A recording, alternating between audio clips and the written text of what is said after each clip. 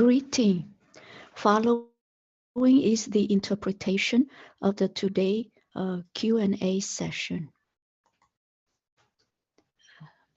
Today is May 6, 2022, and this session is a little bit long because the Venerable is answering the questions from afar and from the local yogi. Question number 1. Dear Bhante, would you please help with a few questions that I have in regard to the practice? Number 1. What qualities should a Vipassana meditator have? Answer. The Venerable say that the qualities that a Vipassana practitioner should have is a faith. In a worldly sense,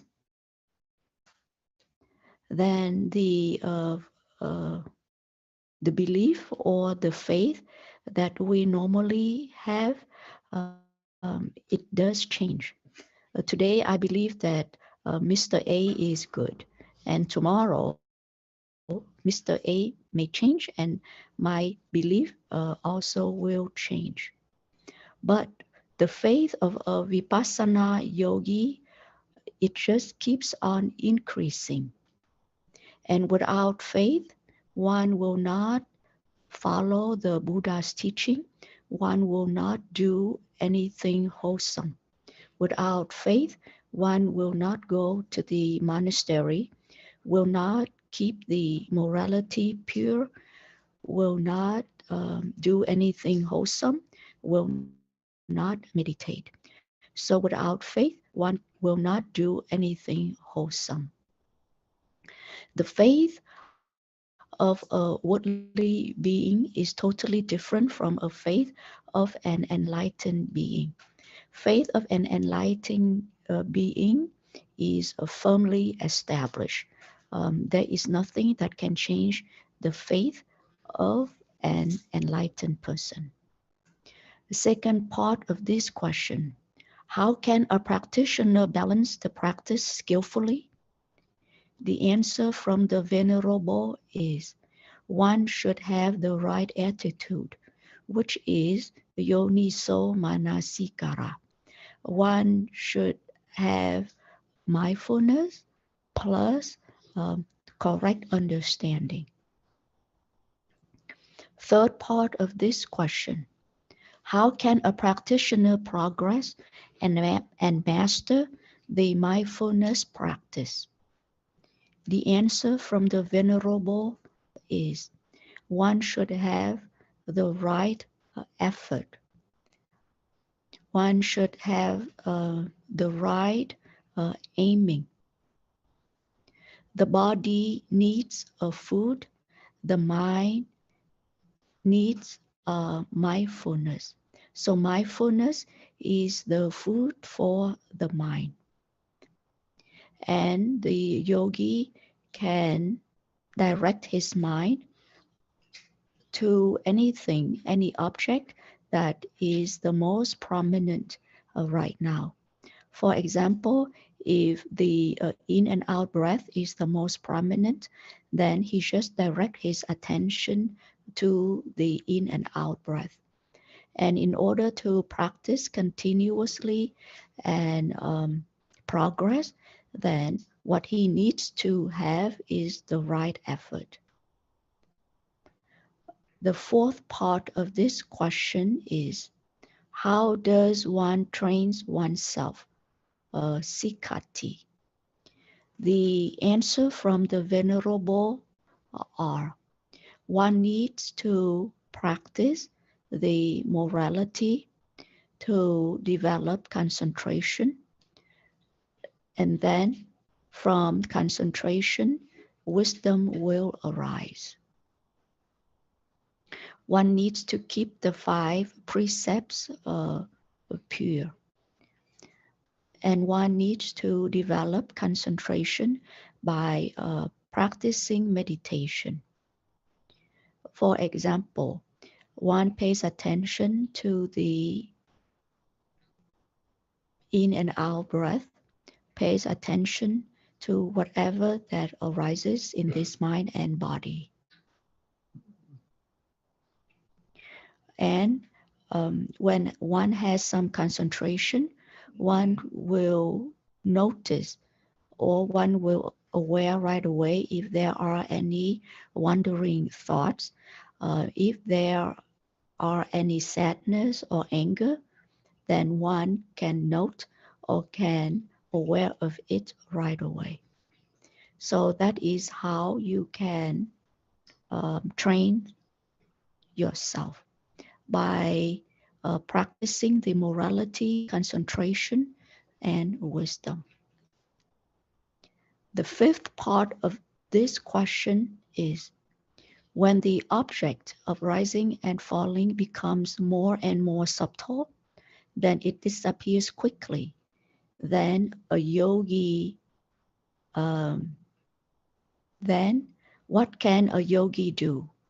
Number one, can he still rest the mind on the abdominal area? Or can he be aware of the most prominent object in the present? Or can he note sitting, touching? The answer from the Venerable are when the rising and falling, when the object is not clear, then the practitioner can aware of anything, any object that is the most prominent. He can aware of his mind, or he can aware of his feeling, or he can aware of sitting and touching. So that is the end of the question number one. Question number two. Dear Bante, I would like to share my thoughts. Thanks to the illness, because from the illness, I am able to see impermanence, suffering, and non-self in the quickest way. I cry a lot when I realize this. I cry with gratitude to the Buddha, the Dhamma, the Sangha, and you, Venerable. I also appreciate those who hate me. Now I only have loving kindness. I am crying as I write this email, this letter. I know that from now on, I need to observe my dangerous ego. Would you please instruct me further? Thank you very much, Bante. The comments from the Venerable are: illness is not good for those who do not meditate, but illness is good for those who meditate, because a meditator will see that the illness is painful, is suffering, and it is also impermanent. It is changing. The Bodhisattva, when he saw a sick person, then in that evening, he renounced the world. So when you say that you cry a lot, you cry with the gratitude to the Buddha, the Dhamma, that means because of this illness, so you appreciate the Dhamma. And now you only have loving kindness. That is very good, because you cannot have the thinking of an eye for an eye, a tooth for a tooth. That is not the right way. The right way is having loving kindness. And you are having loving kindness. So that is very good. And the teacher makes another comment that for a practitioner, you do have certain properties or certain inheritance. And the inheritance of a practitioner are faith, morality,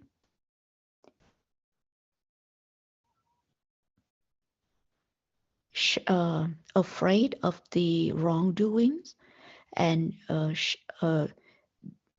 being embarrassed or being shameful of the wrongdoings. When a person is afraid of the wrongdoings, then he will not do it, and therefore he will not be reborn in the unwholesome, he will not be reborn in the painful place, in the woeful states. And when a person is shameful of the wrongdoings, then he will not do it. He would think that a person like me, the one who goes to the monastery, the one who refrains from the wrongdoing, a person like me will not do anything unwholesome. I am embarrassed to do the unwholesome things. So those things are very helpful. Those are the inheritances, the properties of a practitioner. Question number 3. Dear Bante, when my mind is very restless, thoughts are here and there, then I am not able to chant a Buddho Buddho, nor mindful of the body. But when I note the in and out breath, the mind calms down. When there is no mindfulness, the eye sees an object, then a whole series of thoughts arise, which make my mind and the body very tired. Then I end up having 3 or 4 hours of sleep on those nights. Normally, I live quietly. From time to time, things happen that are not to my liking. Then I have a very strong reaction. Afterward, I suffer. I am afraid of my mind. I did not know that underneath this calm demeanor is another face. Bante, please guide me further. Thank you very much. The comments from the teacher are: another face is the face of greed, anger, and delusion. When a person is angry, his face is very long. So that is the face of defilements.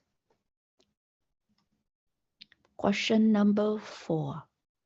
Dear Bante, I have a question.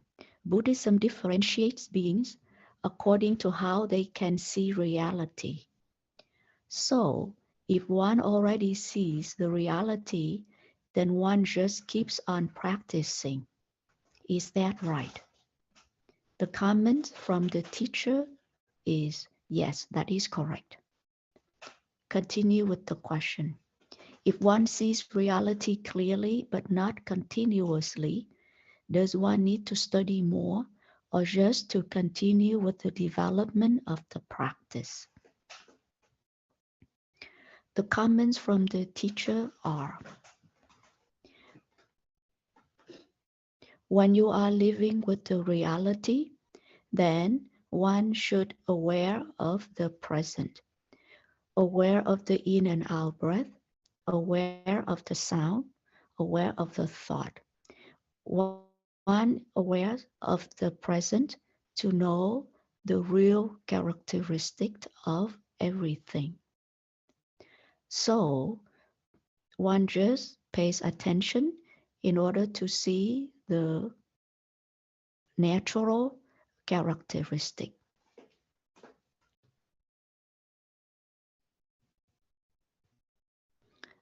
And the Venerable say, please continue with your practice. Question number 5. Dear Bante, I have 2 questions. A. One of the Buddha qualities is Samma Sambuddho. And Sammasambuddho is the one who destroyed the Vasana. I have seen this word at many places, but I do not understand what does the word Vasana mean. Would you please explain it? The comments from the teacher are: Vasana means the bad habits. Only the fully enlightened Buddha, Sammasambuddho, is the one who does not have any more past habits. All of us, including the Venerable Sariputta, Venerable Moggallana, we all have the bad habits. With the fully enlightened Buddha, when he walks, it is good. When he stands, it is good. When he speaks, it is good. All of his mental and physical behavior are very wholesome. But for us, uh, we are not like that. We still have the bad habits from the past. And the teacher, the Venerable, gives the example. For example, of the Sariputta, the Venerable Sariputta, whose wisdom is only after the Buddha, meaning that he is very wise. But in the daily life, whenever the Venerable Sariputta sees a puddle of water, he would jump over. So when other monks see it, they are not happy. They say that someone who is enlightened, who is an arahant, like the Venerable Sariputta, he should not jump up and down like that. He should walk in a dignified manner. So they brought that subject up to the Buddha, and the Buddha said, Venerable Sariputta does not have any more defilements. He is pure. But in many of his past lives, he was a monkey. Therefore, the habits of a monkey, which are jumping around, is still with the Venerable Sariputta. So the past bad habits are still there. But for the present, then the arahants do not have any more defilements.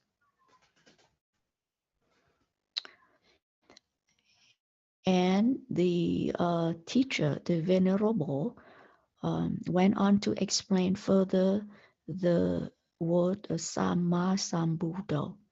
This word means someone who discover and understand fully the Four Noble Truths without any aid of a teacher. Normally, when we learn something, we need to have a teacher. But for the Buddha, he did not. He was fully enlightened without having the help from a teacher.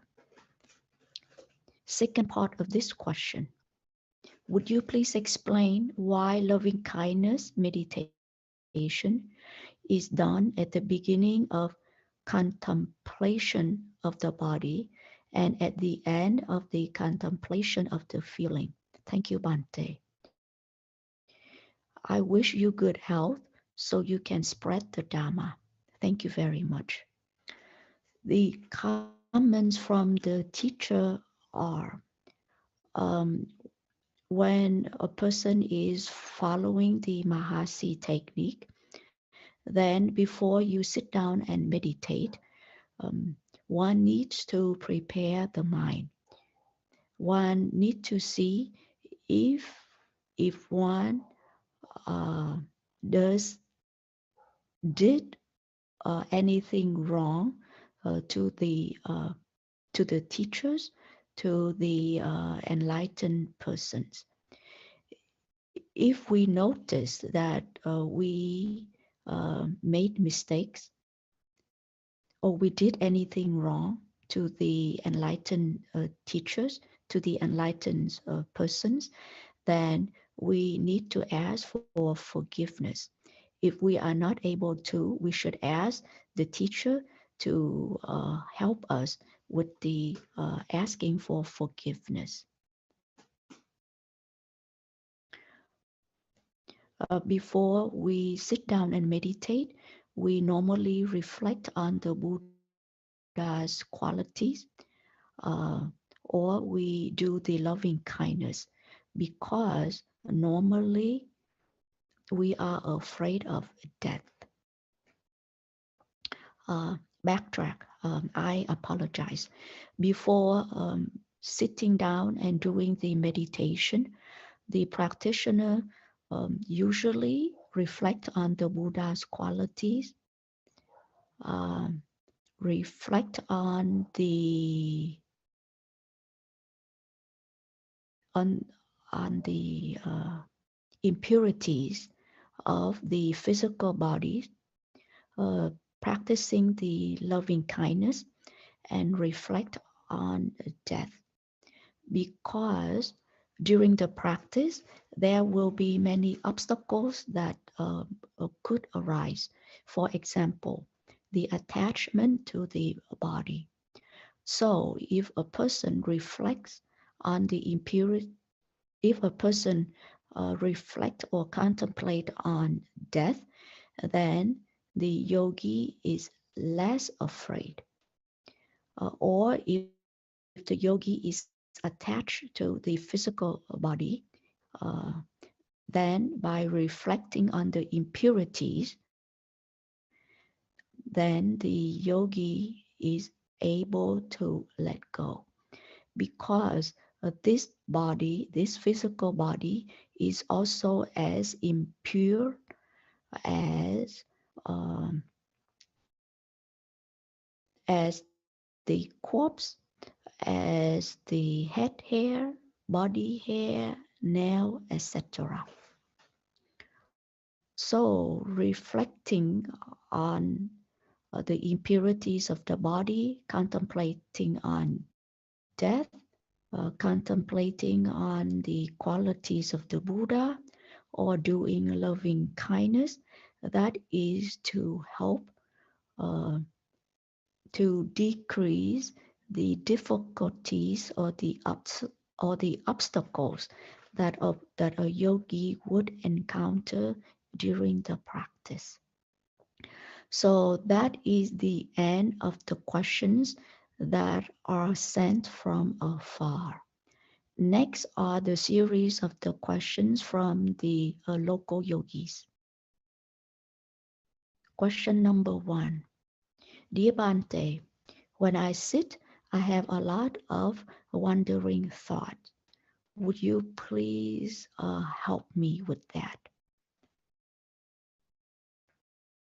The answer from the teacher are: wandering minds um, are the obstacle for everyone, for yogis and non-yogis alike.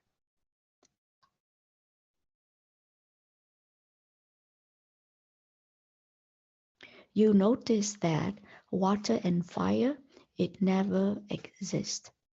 In order to put out a fire, we need water. So when you sit and meditate, there are the fire of the defilements, fire of attachment, fire of anger, uh, the fire of delusion. So you need the wisdom, and wisdom here is like water. So at first, the yogi needs to keep his morality pure. He needs to keep the mind. I'm sorry. The yogi needs to keep the body and the speech pure by keeping the precepts. And next are the defilements that arise in the mind. And when the body and speech are pure, so now the mind will start to react, and it reacts by thinking. So when you sit, if the mind wanders, then you need to accept it and having mindfulness on it. You need to accept and just make a mental note of thinking, thinking, thinking. When there are wandering mind, you need to have mindfulness, and that is the concentration part. Um, you need to be aware of the wandering thought and make a mental note of thinking, thinking.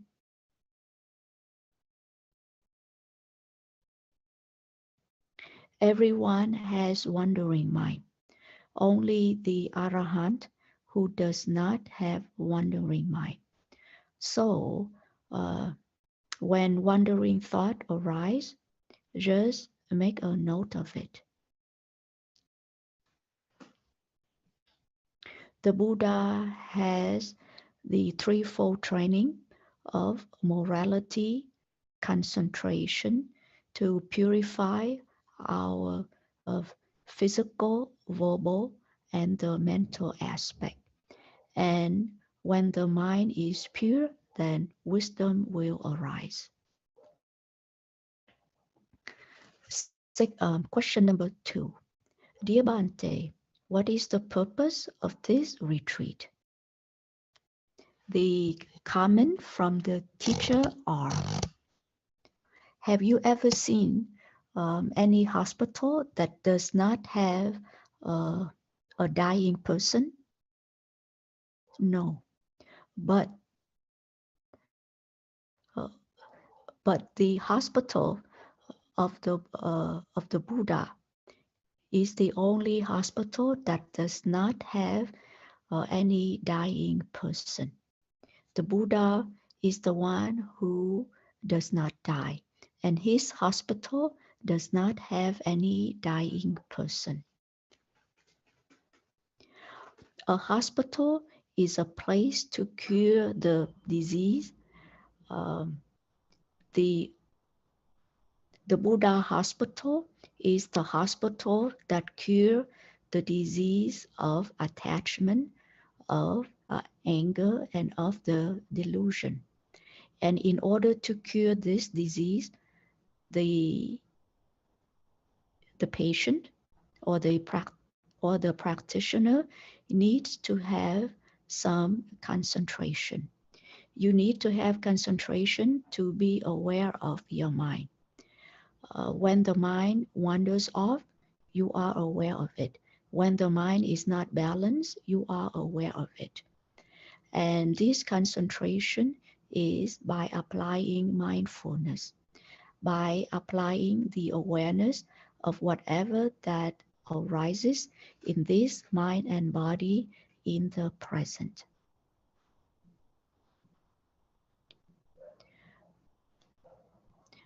Normally, in order to keep the physical body healthy, then one needs to eat properly and one needs to keep oneself comfortable. But in order to cure the mental disease of attachment and anger, then we need the mental medicine. And this mental medicine is mindfulness. The mind is very difficult uh, to be to manage. Mind is very difficult to manage. Um, it is sad, it's worries, etc.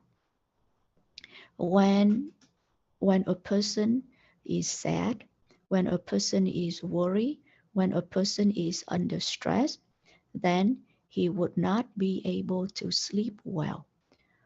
He would have a headache. But when you meditate, then you apply mindfulness. Then you then a person always lives in the present. When a person lives in the present, then sadness or worry, it will decrease a lot. The Venerable gives the example of the Venerable Goenka. Venerable Goenka used to have a very, very severe headache. And by meditation, he was able to get rid of the chronic headache. So a person can apply mindfulness to prevent the physical illness that stem from mental worry, stress, or sadness. For certain physical disease, such as cancer, if a person wholeheartedly put his mind and heart into the practice, then in certain conditions, the cancer would be relapse. But if the disease is due to a karma, then one needs to accept it. So for this retreat, we will share the merit to the Bhikkhu Tam Đức. Question number 3. Dear Bante, when I meditate, I feel like I am sick. The whole body is very lethargic and it is not feeling well at all. Please advise. The advice from the Venerable are, if you are sick, then you can take medication. You can do some hot steam, or you can do some Asian treatment of scraping the skin. Then when you feel better, then you can continue with the practice. But if your discomfort is not too severe, then you can really pay attention to the in and out breath. When you wholeheartedly practice for a short time, you notice that the body will increase the heat. And with the heat, hopefully it will cure your cold. When a person is following the air element, then eventually he will reach enlightenment. Question number 4. I have been observing the object of rising and falling for a long time. But for this retreat, I am observing the feeling. So when I go home, which object should I choose? Then the answer from the Venerable is, you just need to pick one of it. The object of rising and falling is the Mahasi technique. The contemplation of the feeling is the Venerable U Ba Khin's technique. At the end of the retreat, I will explain further about these techniques, so you will not have any doubt. And then it is up to you to choose which technique to follow. Question number 5. I remember in one of the Mahayana Sutta, there is a statement of the 5 aggregates are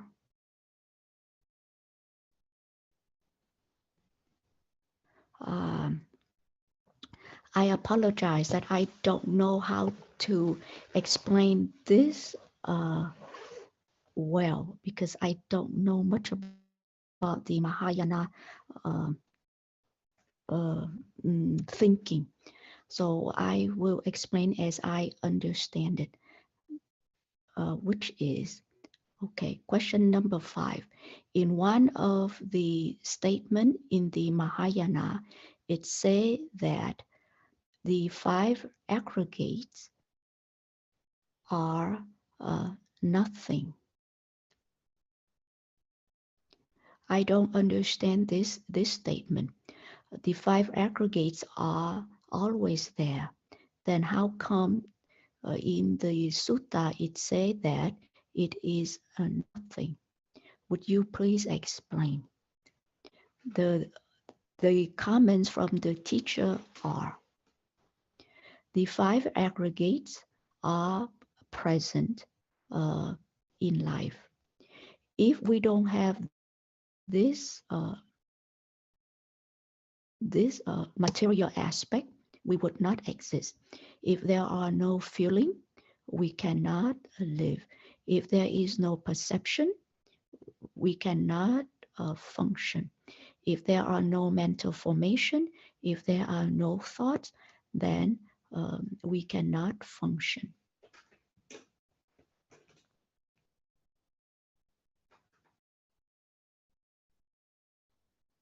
How can we live without these 5 aggregates?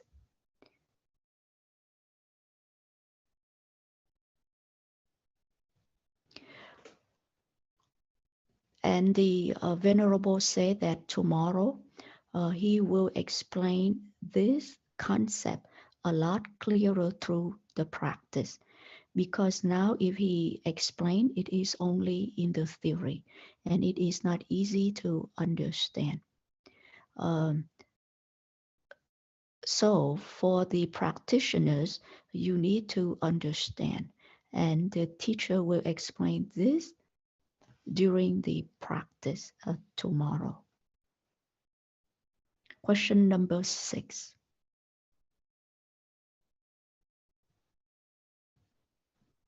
The normal thought process of a worldly is, when one sees the object, one will like it, one will start to analyze, judging, then one will act on it, and the actions are from attachment,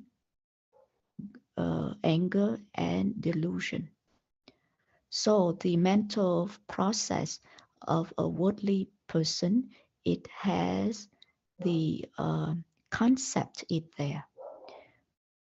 When one sees something, concepts already enter. So there is the concept. But for the Arahant, there is no concept. It's only understanding, only wisdom. Is that correct? And please explain further. Then the comments from the teacher are, it is correct that the Arahant does not have a concept anymore. Arahant only has wisdom.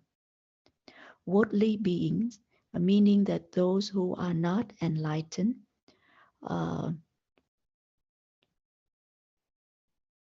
we have a karma. We need to follow the karma.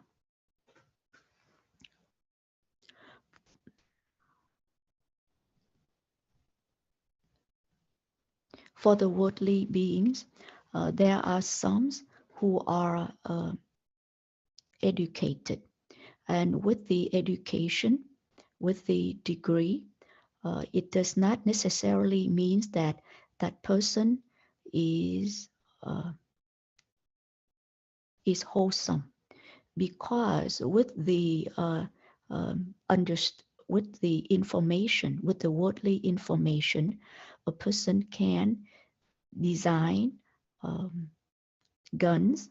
They can design the bomb, which brings about the destruction, and that is not the wholesome actions.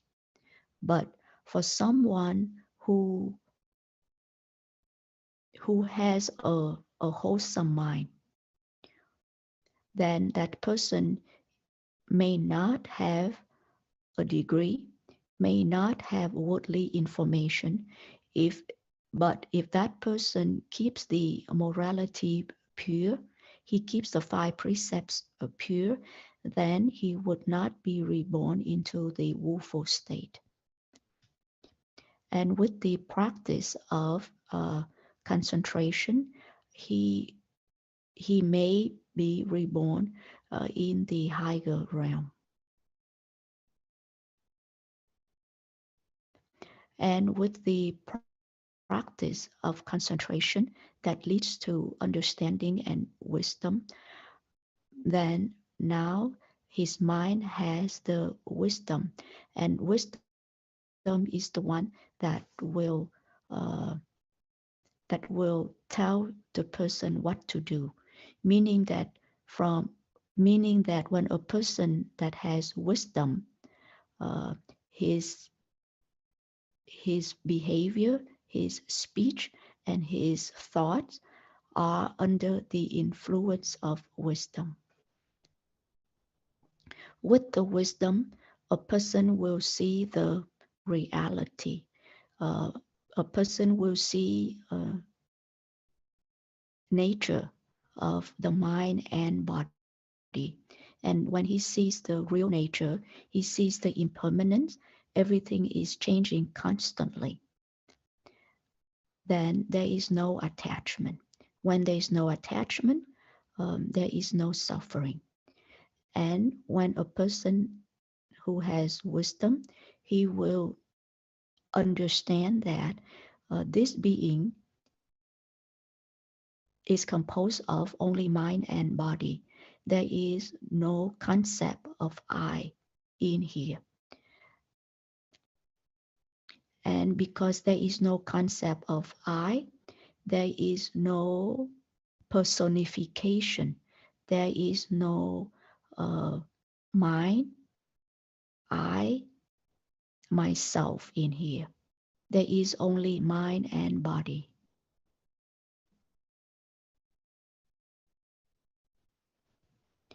When a person has wisdom, he understands that all of the mental and the physical phenomena, they change constantly. Because they change constantly, there is no point of holding on to it. And when there is no holding on, there's no attachment, then there is no suffering.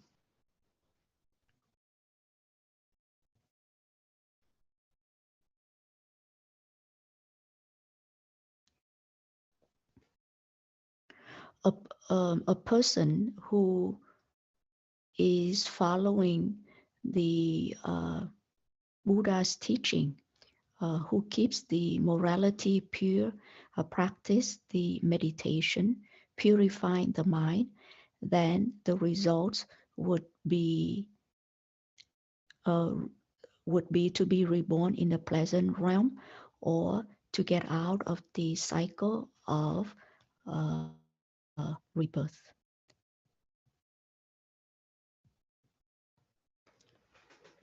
The Buddha saw that a person who practices meditation, who achieves various level of jhana, then when he passed away, he would be reborn into the higher realm. But for Devadatta, he was reborn into hell because of his wrongdoing. In the Buddha's time, the Buddha explained to one of the Brahmin about the nature of wholesome and unwholesome things. For example, when a person puts a rock and a butter in a bowl, and let that ball float on the river. And now you just break that ball apart. Then the rocks will fall down to the bottom and butter will float. Because the nature of the rocks are heavy. Because it is heavy, it will sink. The nature of butter is very light. It is lighter than water, so it floats. So the nature of unwholesome deeds are heavy, so one would be reborn into unpleasant places. The nature of wholesome deeds are very light, so one will be reborn into a pleasant realms. So the practitioner needs to keep the morality pure, at least the 5 precepts. For the yogis, it is the 8 precepts. And the teacher makes a comment that in this retreat, the coordinator made a comment that many people, many yogis were still talking a lot.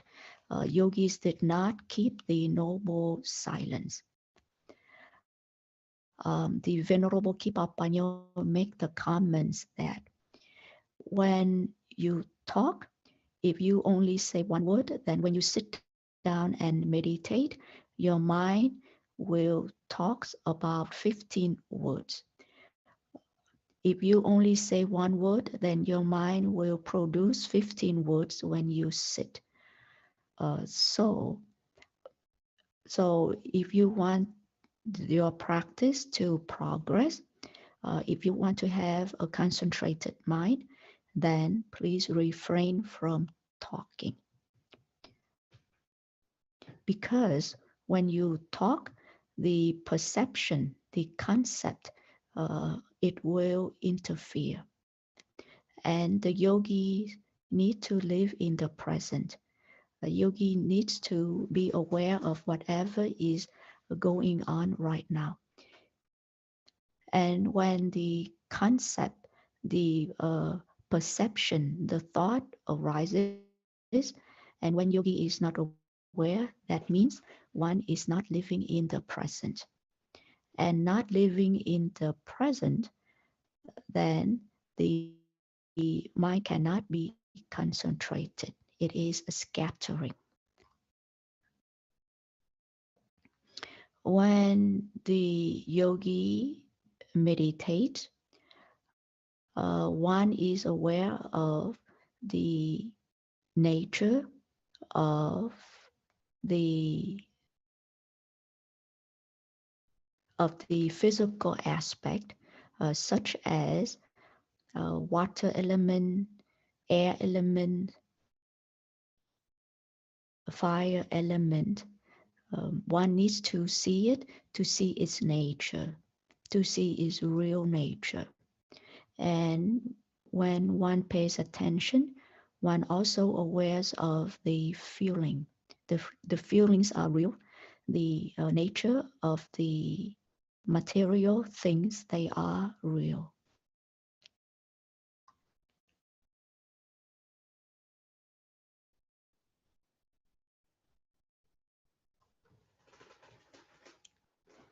And when the yogi awares of the present, there is no perception, there is no concept that will interfere. For example, if you see a cup, as soon as the eyes catches the objects, there are only seeing.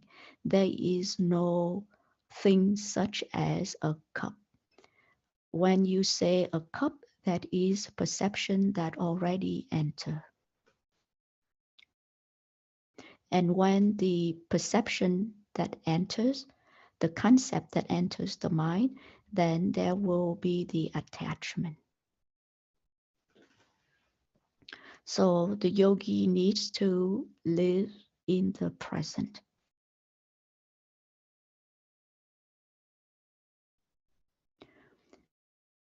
And normally before the retreat, yogis also aware of the impurity of the body.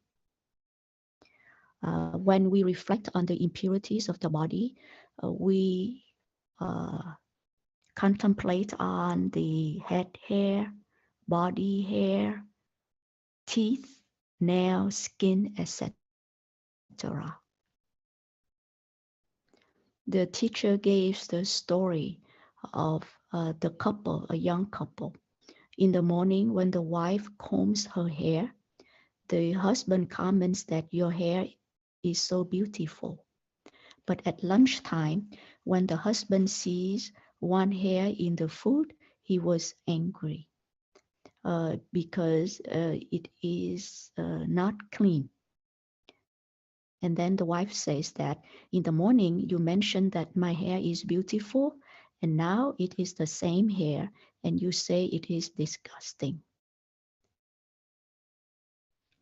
So when we reflect on the impurities, we need to see uh, the real thing. The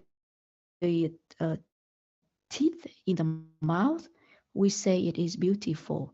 But when the tooth that is putting out on the tray, then we don't want to look at it. We think it is disgusting. Next question. Dear Bante, when I sit a full lotus for some time, my legs become very painful. The more that I pay attention, the worse it gets.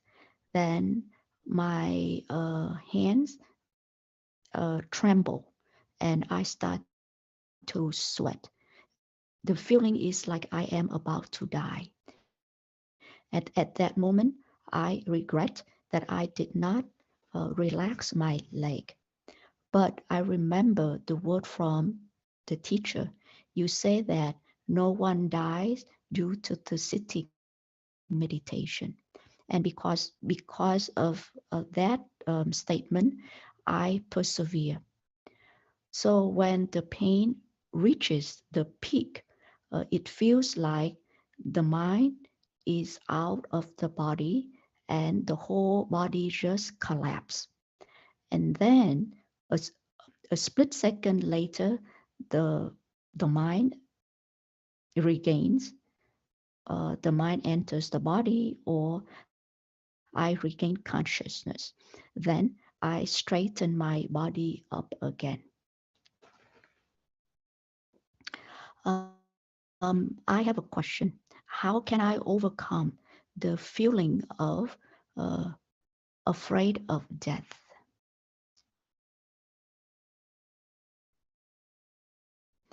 The comments from the teacher are: you can overcome the uh, the fear of death if you pay attention to the in and out breath very, very carefully. Normally, we divide the times. 1 year, 2 year, 1 year already passed, 1 month already passed, etc. If we divide like 1 month already passed, it means after a year, then we die, and then we have a new life when the new year comes. Then after each month, then we die after each month. We die after each hour, and the hour has 60 minutes, so we die 60 times. And each minute has 60 seconds, then we die every second.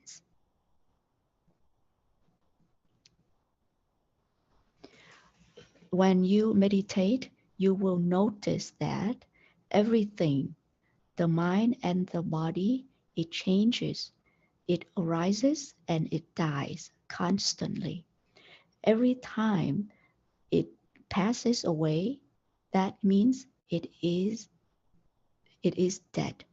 Therefore, this mind and body, this material and the mental aspect, when they arise, they pass away. When they arise, then they die. So the mind and the body, it arises and it dies constantly. Only when you meditate and only when you experience the arising and the passing away constantly like that, then you can be familiar with death and you will not be afraid of death.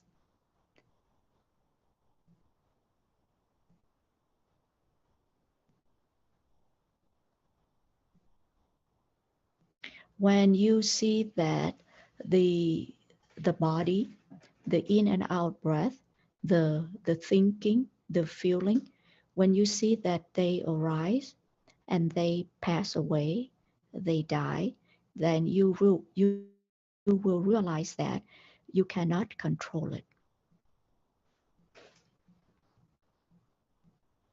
So for this yogi, your explanation is very clear. It shows that you do practice. So please continue with your practice, and the understanding will arise from uh, from your experience. And you need to experience this by yourself. This cannot come from listening to the talk or reading the book.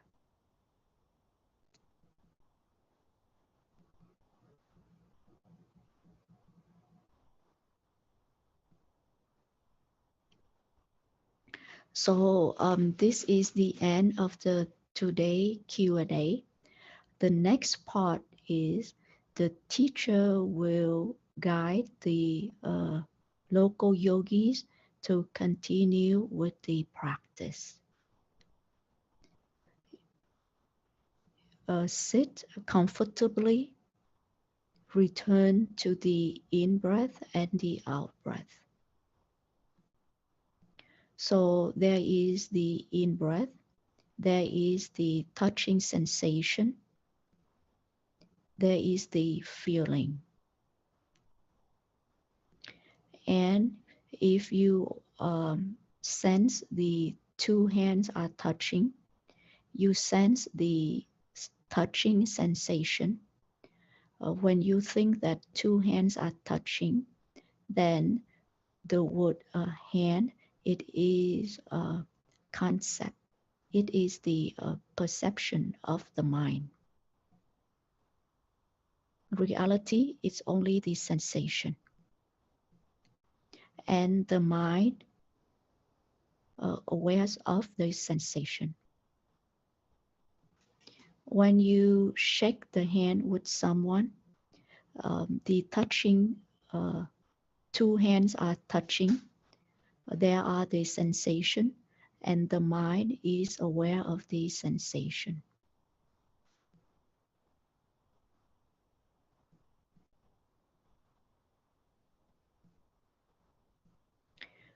When the yogi pays attention to the in breath and the out breath, aware of the sensation, as soon as you are aware of it, just let go. The moment that you let go, that is a freedom, that is liberation. And when you practice, then you will experience that. So now please continue with the sitting. And if you experience a pain, then you can change uh, the leg, you can move it, but move it slowly with the awareness. As long as there is the awareness, then you are living.